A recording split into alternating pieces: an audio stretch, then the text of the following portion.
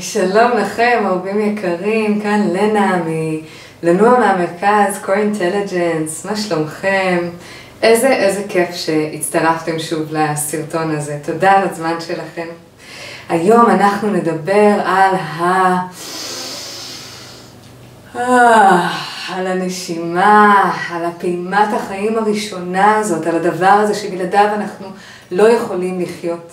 נשימה זה בעצם הפעולת קיבוץ ופתיחה הראשונה שלנו בעולם. כשאנחנו נולדים לעולם אנחנו נושמים, זה הדבר הראשון שאנחנו עושים, אנחנו יוצאים מהבטן ונושמים. הנשימה שלנו במהלך הזמן, ככל שאנחנו גדלים כתוצאה מחוויות הסביבה שלנו, כתוצאה מהרשמים החושיים האלה שיש לנו בתוך הגוף, היא משתנה. אוקיי? היא משתנה, לרוב ממש מתכווצת. לדוגמה, אם תראו ילדים, הם נושמים נשימה ממש מעגלית, הם לא מפסיקים לנשום כשהם תינוקות. אני זוכרת הילדה שלי שוכבת על הגב והבטן שלה עולה, יורדת, עולה, יורדת. היא מאוד עקבית, כל הזמן ברציפות, היא נעה ברציפות, ואנחנו מהמבוגרים. נשימתנו נעתקת כשאנחנו עומדים למול משהו ממש נפלא. באותה מידה נשימתנו נעתקת כשאנחנו מתמודדים עם פחד. נשימתנו נעתקת כשיש איזשהו גירוי, לדוגמה כל מה שקורה עכשיו בעולם, איזשהו גירוי נורא גדול, אין לנו אוויר. נשימתנו מתכווצת כשאנחנו מרגישים לחץ, דוחק, הכל פה נסגר ממש.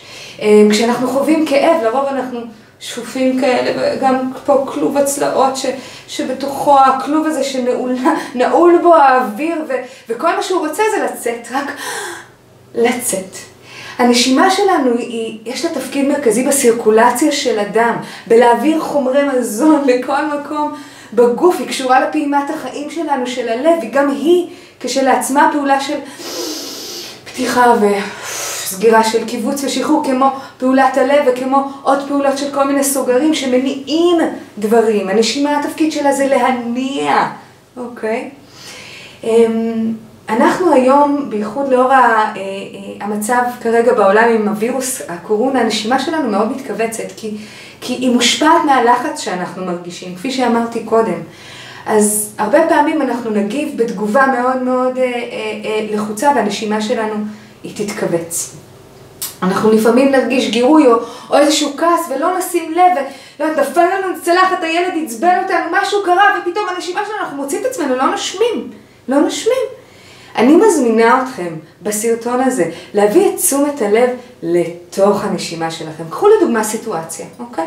אני שותפת כלים, הילדה שלי מציירת פה, אני הבאתי לה 4 צבעי גואש. זה כל מה שהחלטתי להביא לה.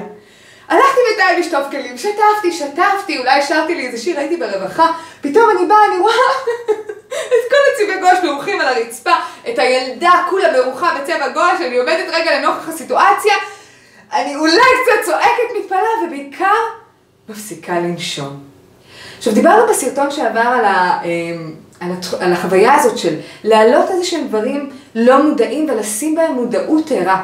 לדוגמה בסיטואציה הזאת, אני כועסת עכשיו, מתפוצצת, מה, איך עשית את הדבר הזה? אני לא מאמינה שאת צריכה לנקות אני רגע עוצרת, מתבוננת בנשימה שלי, רק מסתכלת מה קורה, ואולי לוקחת אוויר.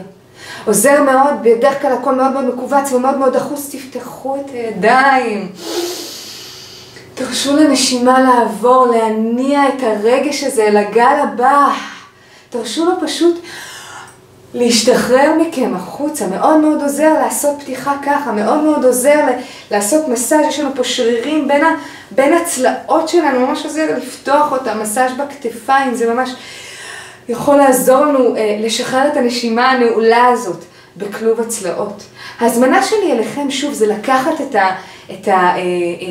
את ההזדמנות הזאת שניתנה לכם. ראיתי היום בדיוק איזושהי מודעה כזאת של If you cannot go outside, go inside. אם אתם לא יכולים לצאת החוצה, כנסו פנימה. יש לכם פה הזדמנות פז להתחיל לנשום, הזדמנות פז לרווח את התחושות שלכם, לרווח את הלחץ שלכם, לרווח את הנשימה שלכם, לרווח את החיים שלכם.